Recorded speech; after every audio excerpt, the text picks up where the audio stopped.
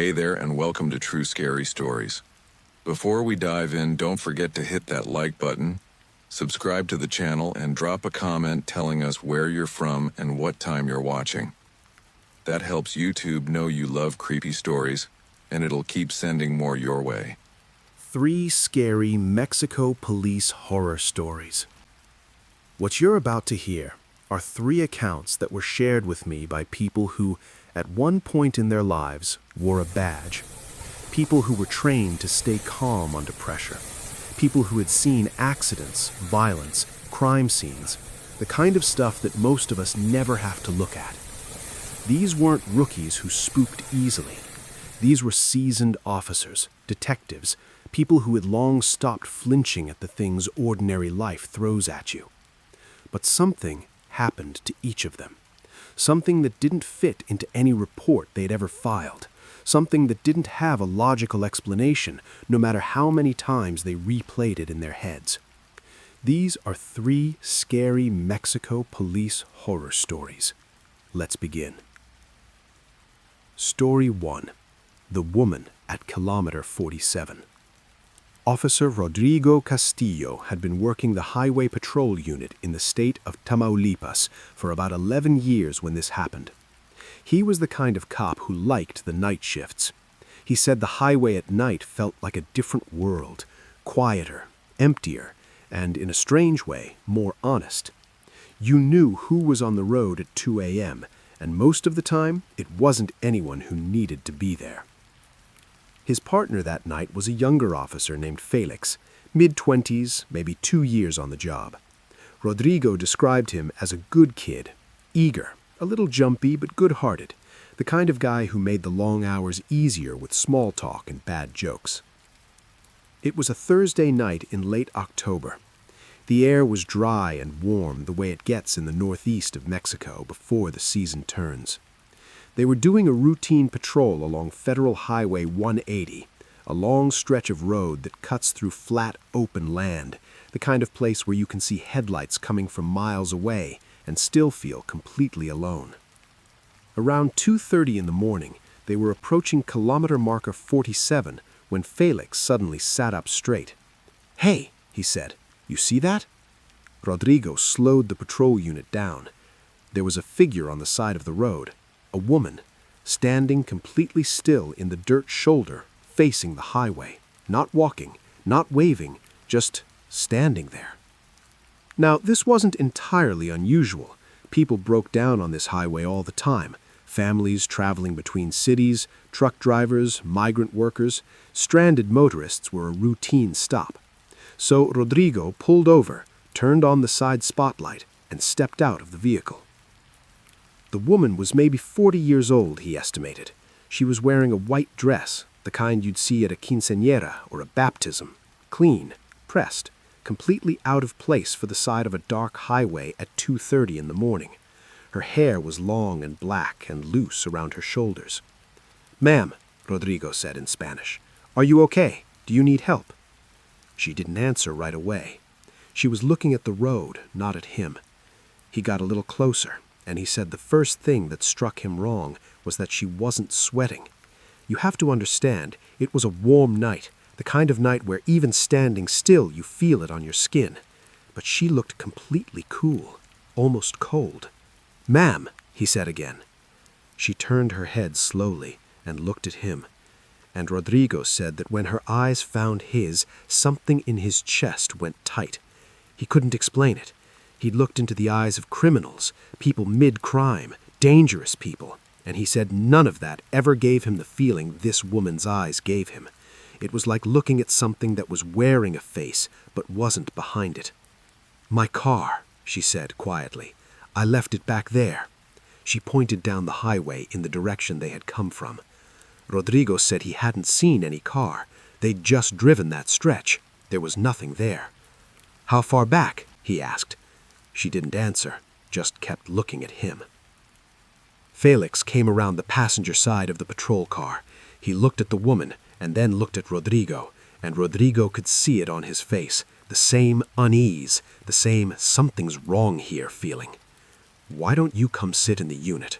We can go look for your car," Rodrigo told her. She nodded slowly and followed him to the car. He opened the back door for her. She got in. He closed the door, went around to the driver's side, got in, and right away, Felix grabbed his arm. Man, her feet! Rodrigo adjusted the rearview mirror to look at her. She was sitting completely still, hands in her lap, looking straight ahead through the windshield. And then he looked down in the small strip of mirror that caught the floor of the back seat. Her feet were bare, and they were facing the wrong way. The toes were pointing backward toward the back of the car, like her feet had been put on in reverse. Rodrigo said his brain tried to come up with an explanation immediately. He thought medical condition, birth defect, something, anything. But then he looked again, the way her ankles connected, the way the heel faced forward. There was no medical explanation for it. What he was looking at was structurally impossible. Neither of them said a word. He started the car slowly and pulled back onto the highway, going in the direction she had pointed. His hands on the steering wheel, he said, were completely numb, like all the blood had left them. Felix was rigid in his seat, staring straight forward, not turning around. They drove maybe half a kilometer in silence, and then Rodrigo gathered every bit of professional composure he had and glanced into the mirror again.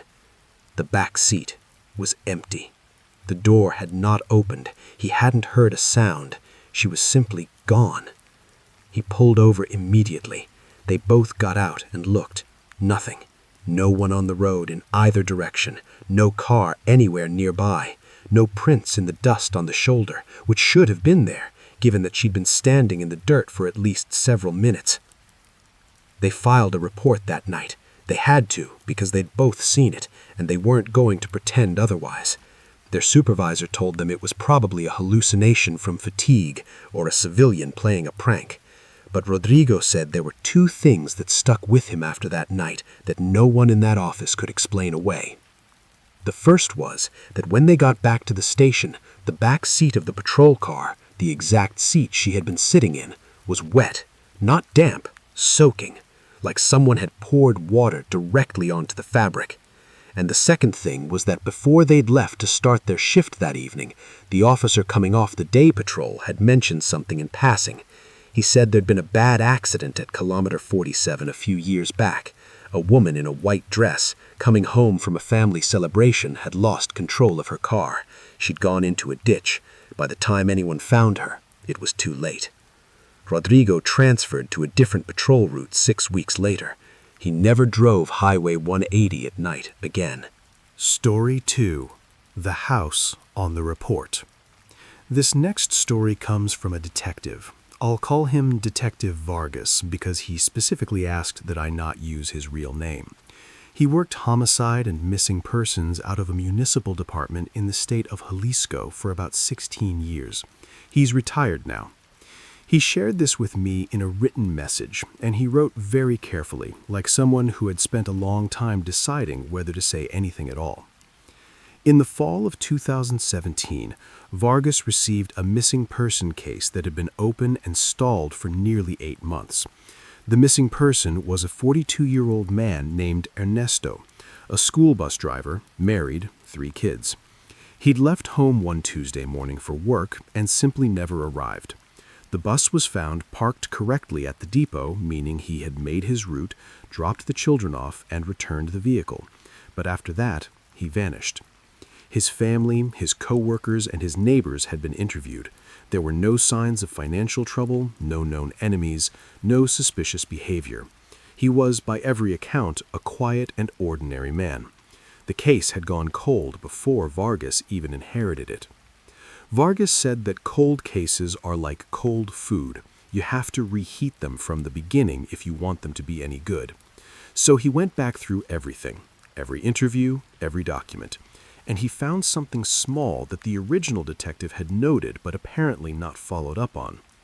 In the initial canvass of Ernesto's neighborhood, one of the neighbors had mentioned, almost as an aside, that in the week before Ernesto disappeared, he seemed agitated. He told this neighbor that he was having trouble sleeping because he kept hearing noises coming from the house at the end of the street. The neighbor described the house as abandoned, empty for years. Nobody lived there. The original detective had written this down but hadn't documented any follow-up visit to the house. Either it was overlooked or it was dismissed. Vargas decided to go look at it himself. The house was at the end of a short dead-end street in a quiet residential neighborhood. It was an older single-story home, the kind of concrete block construction that's common in that part of Mexico. The windows were shuttered, the front door was padlocked from the outside with a chain. The yard was overgrown, the paint peeling, the whole property carrying the heavy, still feeling of a place that had been closed for a long time. But as Vargas walked around the exterior of the house, he noticed something that made him stop. There were fresh footprints in the dirt around the back entrance. Not old, compacted impressions, fresh ones. And the back door, which should have been sealed, had a gap at the bottom that was wider than it should have been, like the door had been opened recently and hadn't been properly closed. He radioed it in and requested a patrol unit. Procedure. He didn't go in alone. When 2 patrol officers arrived, the 3 of them went in together. Vargas said the inside of the house smelled like soil and something else that he recognized from crime scenes, something metallic and damp. Every instinct he had was firing at once, telling him that this place was important. Most of the house was empty, bare concrete floors, a few broken pieces of furniture, garbage on the floor, the ordinary guts of a long abandoned building. But in the back bedroom they found signs of recent occupation. A sleeping mat, a plastic bag with food wrappers inside, a small battery-powered lantern, and on the wall something that stopped all 3 of them cold. There were names written on the wall, in marker, a long vertical list of first names, maybe 20 of them, some written clearly, some scratched in what looked like an agitated hand, and partway down the list was a name that made Vargas's stomach drop. Ernesto. He said he stood in that room for a long moment just staring at that wall. He photographed everything. They cleared the rest of the house, found no one inside, and called in forensics. What came back from the investigation was both illuminating and deeply troubling. The sleeping mat and food wrappers were recent, within weeks. DNA was found but didn't match anyone in the national database. The other names on the wall were cross-referenced against missing person records, and 3 of them matched open cases from the surrounding region, people who had disappeared in the past 2 years, never found. But here's where the story takes its turn into something Vargas said he still can't make complete sense of. One name on that list was written differently from all the others. It was at the very bottom, written in larger letters and circled. The name was Gabriel. No last name, just Gabriel. When Vargas ran the name through missing persons with the geographic parameters of that region, nothing came up. When he searched criminal records, nothing. He ran it through every database he had access to. On a long shot, he asked the local parish if they had any records, baptisms, marriages, deaths, for someone named Gabriel connected to that address.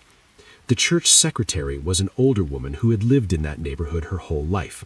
He said she went pale when he mentioned the house. She told him that before it was abandoned, the house had been a home to a family, years ago, and that the man of that family, who had died in that house alone after the family left him, his name was Gabriel. He had been dead for over 30 years. Nobody ever identified who had been staying in that house. No one was ever arrested. Ernesto was never found. The other missing persons whose names appeared on that wall remain missing to this day. Vargas said what he thinks about most, late at night when the case still rises in him, is not who wrote those living names on the wall. He thinks about why that long dead man's name was written at the bottom, circled, separate from the others, like it was a signature or a warning or something that had been there long before anyone put a marker to that wall. Story 3. Shift's End. This last story is the one that sat with me the longest after I first heard it. It was shared by a woman, a former municipal police officer from a smaller city in the state of Oaxaca. I'll call her Officer Elena. She worked patrol for 7 years before she quit the force. She quit specifically because of what happened on the last shift she ever worked. She has not spoken publicly about this before. She shared it because she said it was starting to cost her more to keep it inside than it would to let it out. She was working solo that night. Her partner had called in sick, and the department was short-staffed, which was not unusual. It was a Friday, close to the end of her shift, around 4:45 in the morning. The city was the quietest it would be all week.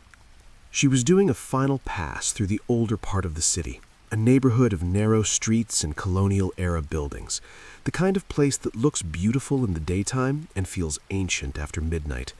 She'd driven these streets hundreds of times. She knew them the way you know the hallways of your own house.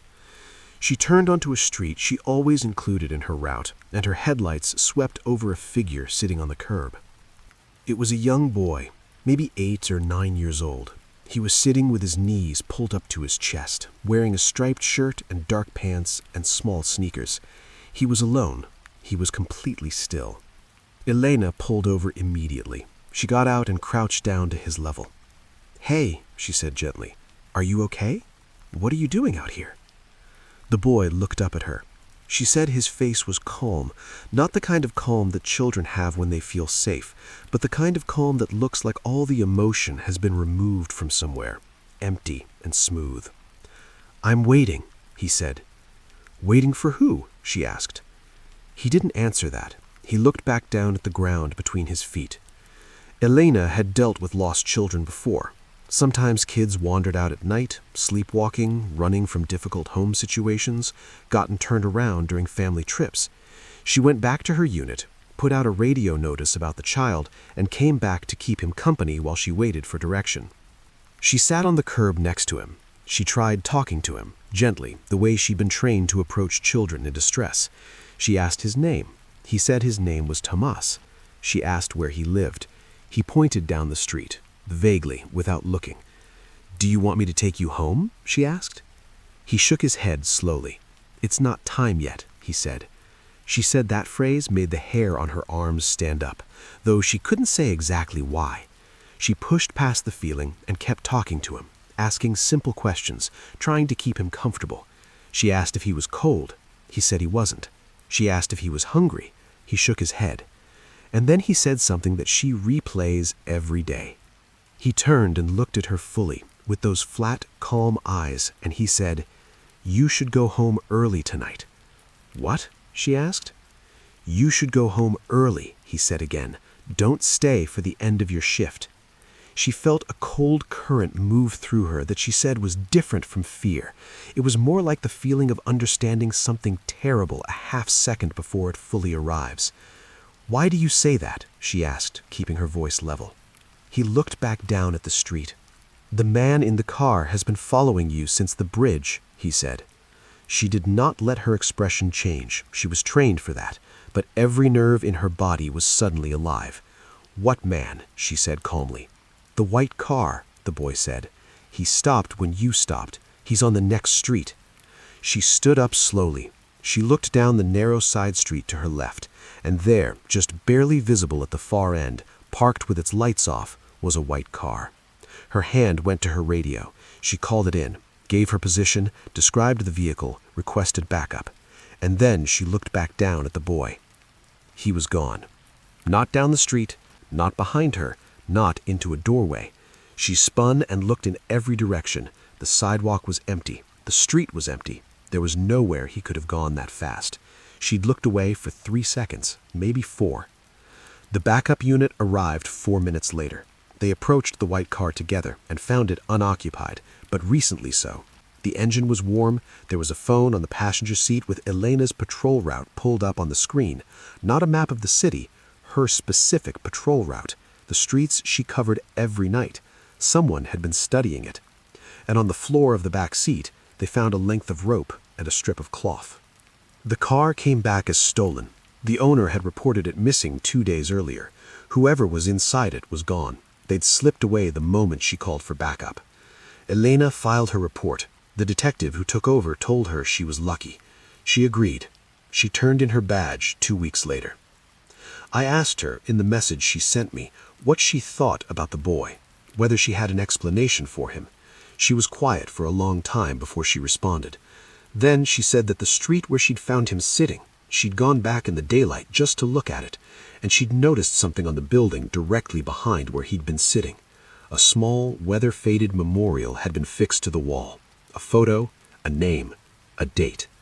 The memorial was for a child who had died in that neighborhood years before. The child's name in the memorial was Tomas. The photo was of a boy in a striped shirt. 3 officers, 3 nights they can't take back. 3 moments where whatever rules normally govern this world seem to stop applying just long enough to leave a mark that never fully fades. Whether you believe in the things they described, the woman on the highway, the name on the wall, the boy on the curb, is up to you. But consider this. Every single one of them, when I asked what scared them most, they didn't say the supernatural thing they witnessed. They said it was how normal everything felt right before it happened.